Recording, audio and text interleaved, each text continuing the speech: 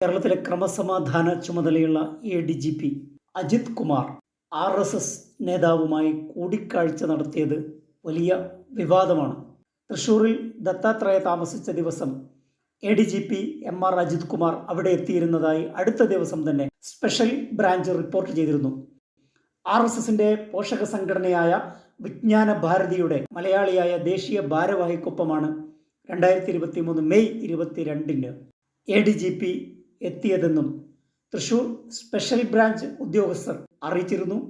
RSS പോഷക സംഘടന നേതാവുമൊത്ത് പോയതറിഞ്ഞിട്ടും അതിൽ വിശദീകരണം ഗവൺമെൻറ് ആവശ്യപ്പെട്ടിട്ടില്ല. അജിത് കുമാറിൻ്റെ ഔദ്യോഗിക വാഹനത്തിൻ്റെ ലോഗ് ബുക്ക് പരിശോധിച്ചാൽ അദ്ദേഹം എവിടെയൊക്കെ യാത്ര ചെയ്തു എന്നത് വ്യക്തമാകും. എന്നാൽ ഔദ്യോഗിക വാഹനം ഒഴിവാക്കി പകരം വിജ്ഞാന ഭാരതി ഭാരവാഹി സ്വന്തം ഓടിച്ചു വന്ന കാറിലായിരുന്നു അജിത് കുമാറിൻ്റെ യാത്ര.